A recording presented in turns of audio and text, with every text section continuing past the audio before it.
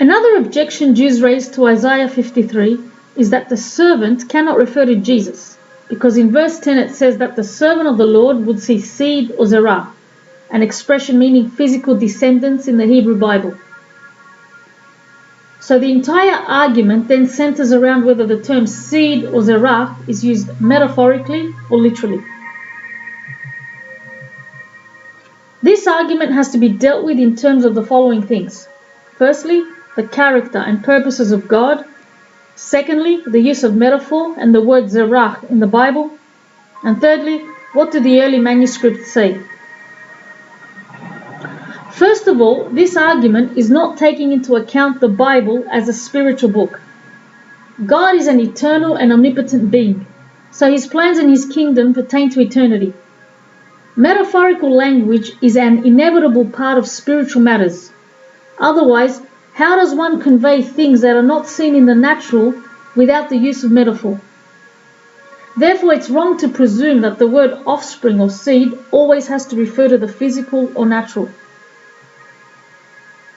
Secondly, the problem with this objection is that it removes the use of metaphor from Scripture, because how does one then deal with other scriptures where words that are applied literally are understood in other passages to be metaphorical? For example, throughout Scripture, the Hebrew word ben literally means a physical son. But in 1 Samuel chapter 3 verse 6, Eli the priest calls Samuel his son, even though he wasn't his literal son. So in this context, it's clear that son carries a metaphorical meaning.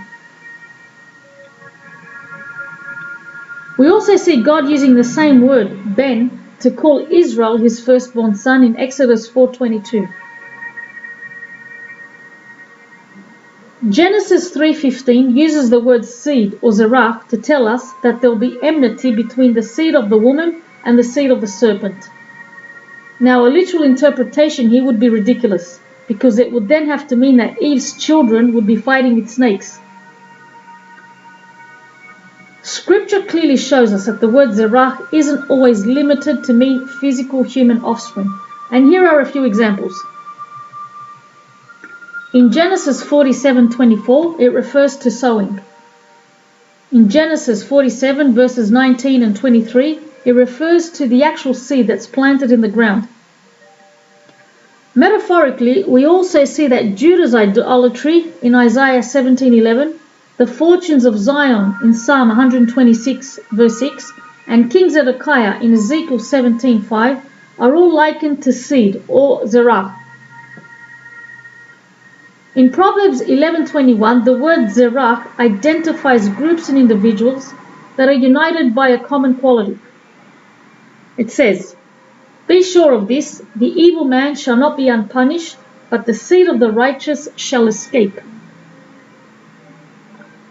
The use of zerah in Proverbs 11:21 is metaphorical, and it cannot mean literal descendants, because that would mean that the literal descendants of a wicked person are doomed to punishment, even if they live a godly life. Why? Because they are not the children of a righteous man. If zerah here meant literal offspring, it would mean you would have to interpret Proverbs 11:21 as teaching that your punishment or your deliverance is decided by your ancestors, no matter what your personal righteousness is. Now, this interpretation doesn't make sense, and Scripture itself nullifies it, because we see that there are righteous people in the Bible whose ancestors were wicked. For example, godly King Hezekiah, the direct descendant of wicked King Ahaz. And it's also a contradiction to Ezekiel chapter 18 verse 20.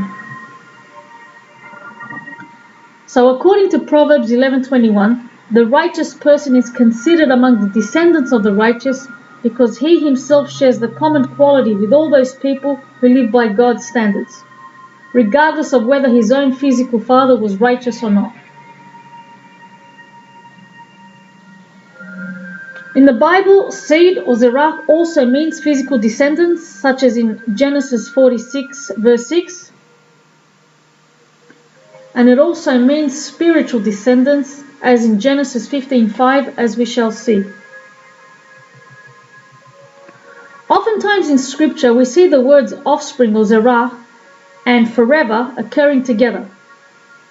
In 2 Chronicles 13:5, it says, "Don't you know that the Lord, the God of Israel, has given the kingship of Israel to David and his descendants forever by a covenant of salt?" Clearly, forever in such phrases is not limited to the physical, but also extends to the spiritual, because the physical cannot guarantee the everlasting succession of descendants, due to factors like a person's wickedness, covenant curses like exile, which made Zedekiah the last king, a person not marrying or having children, whatever. Now let's examine an example with Abraham. When God calls Abraham in Genesis 12:7, he promises to give him and his offspring the land. He then goes on to promise Abraham that he will give his offspring the land forever, and that his descendants will be so numerous that they'll be like the dust of the earth, so that if anyone could count the dust, then his offspring should be counted. In Genesis 15:5, God then goes on to promise Abraham that his offspring shall be so numerous that they'll be like the stars in the heavens.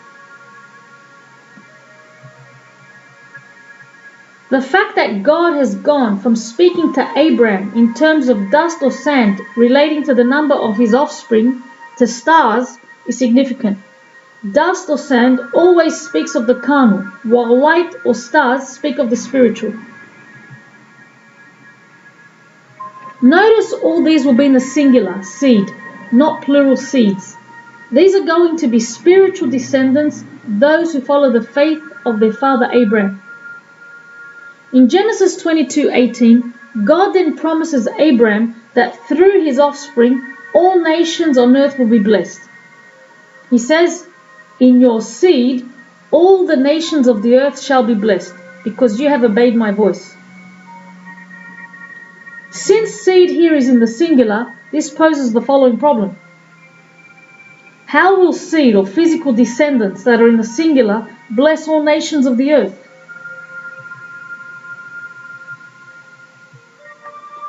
We now come to the third issue that deals with what the early manuscripts say regarding Isaiah 53:10. The great Isaiah scroll from the Dead Sea Scroll says, "He will see his offspring, and he will prolong his days, and the will of the Lord will triumph in his hand." The Septuagint says, "If ye can give an offering for sin, your soul shall see a long-lived seed." The Septuagint includes a key word that is lacking in the Masoretic text, which is makrovion, meaning seed that is long-lived. Now, if it were referring to physical descendants, how could they be long-lived when the physical is subject to factors that do not guarantee long life? So the Jewish objection that the servant in Isaiah 53 cannot refer to Jesus because he didn't literally father children is weak, and it clearly shows an unfamiliarity with Hebrew, a lack of access to other resources that enable a closer examination of the statement, and a lack of understanding of the use of metaphor in Scripture to teach spiritual truths. Clearly the seed, or zera, of the suffering servant in Isaiah 53:10 is referring to spiritual descendants or disciples, rather than literal offspring.